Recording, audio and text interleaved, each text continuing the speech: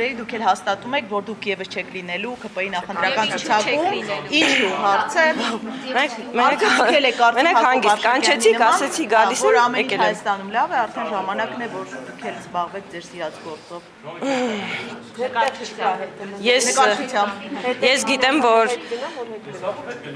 Ես գիտեմ, որ կան մարդիկ, որոնք չեն ցանկանում հիշել ինչ ա եղել 18 թվականից առաջ, կան մարդիկ, որ իրոք չեն հիշում, դա նորմալ է, մարդու հիշողության հետ կապված, բայց 18 թվականին ես իմ թիմի հետ այն քիչ մարդկանցից էինք, որ փոփոխություն արեցինք Հայաստանում, որը անհնարին էր թվում։ Եվ այդ ժամանակ կարծում եմ նորմալ եւ օրինաչափ էր, որ ես թիմի հետ այստեղ էի։ 21 թվականին էլի կլինեն մարդիկ, որ չեն համաձայնվի, բայց 21 թվականին ես ներսից իմ թիմի հետ տեսել եմ ինչ է նշանակում, երբ որ դու կանգնած ես պետության ու պետականության կորստի առաջ, իրոք կարող է դուք դա չեք զգացել եւ ես երջանիկ եմ, որ դուք դա չեք զգացել, ես դա զգացել եմ, ես դա ապրել եմ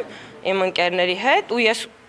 չգիտեմ, հպարտանում եմ, որ մենք այդ ճգնաժամի միջով անցանք։ Եվ այդ ժամանակ թիմին լքելը նույնպես կլիներ դավաճանություն, ես այդպես եմ կարծում, պետք էր ձիգ կանգնել, որովհետև հարցը ոչ թե քաղաքացիական պայմանագրի կամ իշխանության մեջ էր, հարցը պետության ու պետականության կորստի մեջ էր։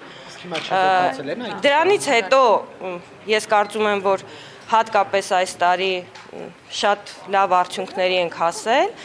էլի անհնարին ժանրից թվացող խաղաղության պայմանագրի նախաստորագրում ա եղել, ես հպարտանում եմ բոլոր այն մարդկանցով, ովքեր այդ ճանապարհը կարողացել են անցնել, որտեղ մենք բոլորս այն կարգի կորուստներ ենք ունեցել։ Նարեկ ջան, ձեզանով եմ հպարտանում, որտեղ դուք եք մեր հետ այդ ճանապարհ անցել։ Ով որ անցել է ու օգուտ ա բերել պետությանը, բոլորով հպարտանում եմ։ Մենք հիմա հասել ենք այն վիճակի, որ պետք է մարդիկ աշխատեն, երջանիկ լինեն, խաղաղ ապրեն։ Հիմա լավ չի, որ այդ վիճակում է։ Ես կարծում եմ, որ Հայաստանի համար սկսել են լավ ժամանակներ, մեր պետությունը պետքա ծաղկի, մարդիկ պետքա լավ աշխատեն, այս պահին ուզում եմ գնամ հիմա էլ այնտեղ աշխատեմ, պետությունը ծաղկեցնեմ։ Որտեղ որ աշխատել եմ 18 թվականից առաջ, ժողովուրդ ջան, ես հո դպրոցից չեմ հելել եկել ստեղ կամ չգիտեմ, փողոցից եմ եկել։ Ես շատ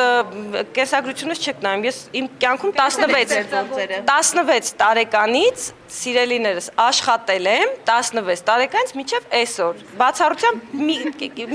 2 տարի, որ երեխա եմ ունեցել, չեմ կարողացել, ամեն օր աշխատել եմ, հիմա գնում եմ այդտեղ աշխատել, մեծ պլաններ ունեմ, լավ, ուզում եմ ստեղծագործեմ, ուզում եմ նոր բիզնես պլաններ ունեմ, ուզում եմ Հայաստանի տնտեսությանը օգուտ բերեմ, վատ է։ Կան պատկանները, մի քանի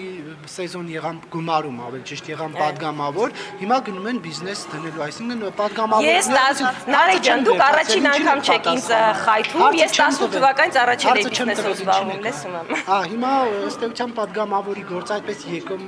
եկամտաբեր է եւ կարելի է աշխատել, եւ հետո գնալ բիզնես դնել։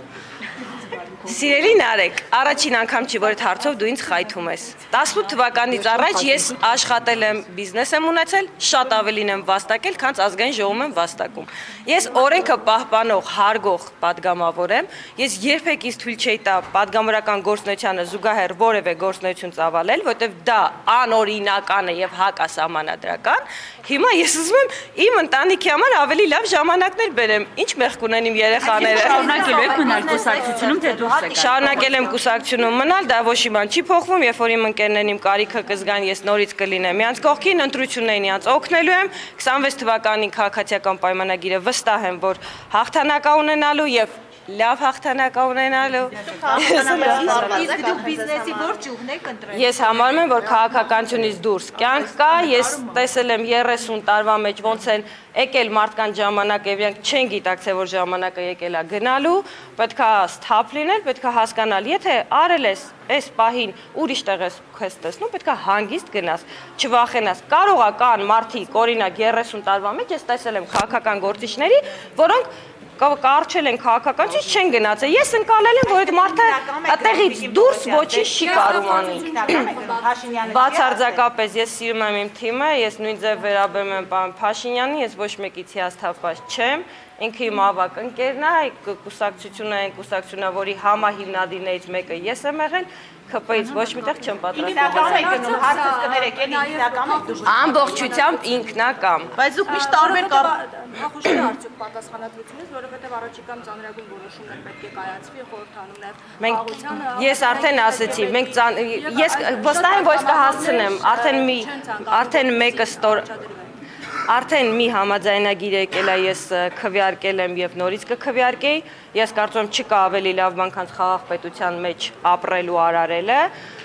կհասցնեմ դեռ մյուս ձեր ասած ինտրիգային բաները քվեարկել, նոր գնալ,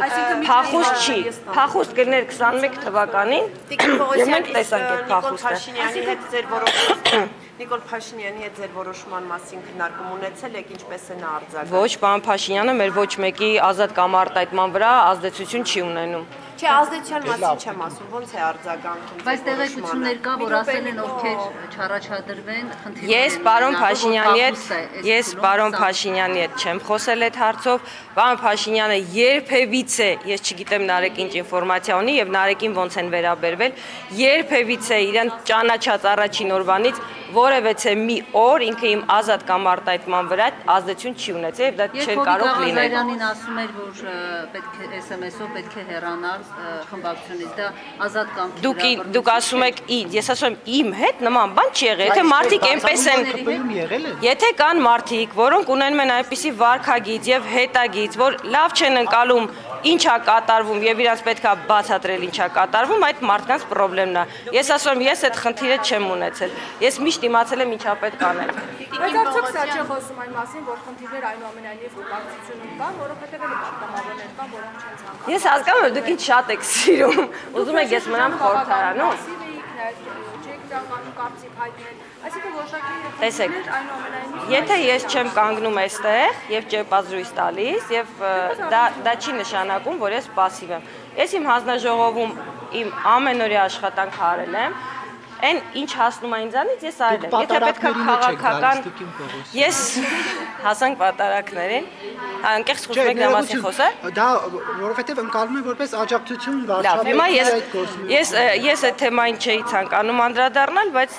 ես Նարեկը ստիպեց։ Ես առհասարակ պատարակների չեմ գնում, շատ վաղ ժամանակ հասկացել եմ եւ դրա մեղավորը եւ ճակերտավոր եղել է հենց Գարեգինը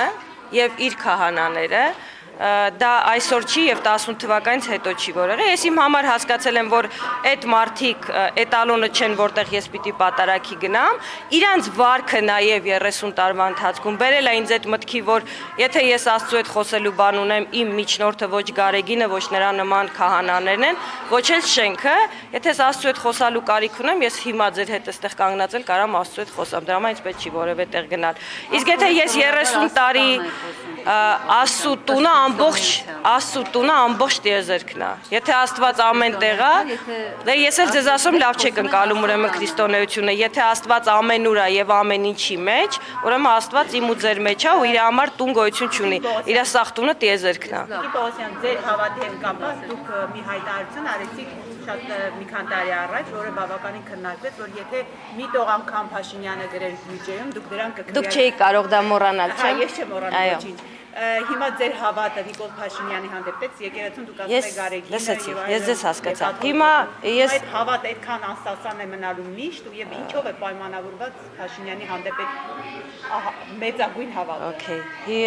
Ես հասկանում եմ, որ 18 թվականի ամփորձ քաղաքական ամփորձ մարդու արտահայտությունը դուք շատ երկար ժամանակ շահարկեցիք։ Իդեպ ես շատ կարևոր հարց էի բարձրացրել։ Ես հարցնում էի պարոն Փաշինյանին, ինչպես ենք մենք կարողանալու ազատվել Ռուսաստանից էներգետիկ կախվածությունից, ինչ քայլեր ենք անելու։ Դա ձեզ էական չէր։ Իսկ խոսքը ձևակերպելը, եթե դու փորձ չունես քաղաքականությամբ, դա ամոթ բան չի, ես չեմ ամաչում։ Ես ամեն օր սովորում եմ։ Այսօր ձեր հետ զրուցելուց ես այդ կաշկանդվածությունը չունեմ։ Դա համար պետք է ճանապարհ անցնել։ Ես քաղաքական ճանապարհ չէի անցել, որ այդպիսի բան ասեի։ Ինչ վերաբերում է պարոն Փաշինյանին, եթե ես վստահ լինեի, որ ինքը վատ բան է անում կամ սխալ բան է անում, ես շատ ավելի շուտ կհեռանայի։ Ես վստահ եմ, որ ինքը ճիշտ ճանապարհով է գնում եւ վստահ եմ, որ ինքը Հայաստանի համար լավագույնն է անում եւ դուք իհարկե կարողա չեք ճանաչում այդ մարդուն, դրա համար չեք այդտենց ռեակցիա եք տալիս։ Ես չգիտեմ ավելի պետականամետ եւ Հայաստանը ավելի շատ սիրող մարդ, քան Նիկոլ Փաշինյանն է։ Պողոսյան քաղաքացիական պայմանագիր կուսակցությունը բարեվարկության կանոնագիրք է ընդունել, ինչ է կարծում էթիկայի։ Սա Թաթոյանի ասուլիսից հետո արված հայտարարությունների շարունակություն։ Մեզ անկեղծ ասած չգիտեմ ինչ էթիկայի կանոնագրքի մասն եք խոսում։ Օրեն հայոյանքին չեն հայոյել։ Վարչապետը արավոր չդառնի եւ գրի Facebook-ում սրբազանից հետ ինչ գործ ունես, գնա քերակնոջը դոմփիր, երևի դա զսպելու։ Վարչապետը արդեն ասել է, որ ինքը չպետք է այդպես աներ, ինքը իր ասացի համար նեղություն խնդրում է, չեք ստիպում ես չեմ ասել, դες բանից չեք ստիպում ես նեղություն խնդրեմ։ Մի փուլում հնչում են հայոյանքներ, քապական տարբեր պաշտոնյաների կողմից արտահայտություններ, որոնք ըստ էս էթիկայի կանոնագրքի, որ ընդունել են, պետք է չհնչեին, եւ հիմա այսինքն ինչ Շողիկ ջան, ես երբեք ոչ մեկին չեմ հայոյել։ Ես կարծում եմ հայոյանքը վատ բան է, հատկապես քաղաքական դաշտում։ Հայոյում եմ արդեն ժամանակ եւ սպառվում են փաստարկները, չի կարելի հայել ոչ մեկին։ Նույնիսկ եթե ինձ ահա որ դուր չի գալիս Նարեկի հարցերը կամ այն խայթոցները, չի կարելի Նարեկին հայել, ոչ մեկին չի կարելի։ Հիմա եթե որևէ մեկը օրինակ նեղված ա եղել կամ զայրացած ա եղել նման ձև արտահայտվել, հետո ասում ա կներեք, ես այդպես էլ չեմ անելու, նորմալ ա, բան մեծահոգի գտնվեք, աստծուց եք խոսում։ Նիկոլ Փաշինյանը գրում էր հենց այդ գրառումը, հա, ներողություն դոմփելու մասին, դուք անձամբ իրեն ասել եք, որ դա ճիշտ չի, ասում եք ընկերներ են։ Ես կառավարական շենքում չեմ եղել, որ ասեմ պարոն Փաշինյան մի գրեք։ Գրառումների մասին եմ խոսում։ Ես չի եղել այդպես, որ շփում ունենամ պարոն Փաշինյանից, որ ունենայի հաստատ կասեի պարոն Փաշինյան, դուք ուրիշ մակարդակի մարդ եք, մի արեք տենց, նույնիսկ եթե զայրացած եք կասեի, բայց առիթ չի եղել։ շնորհակալություն։ Շնորհակալ։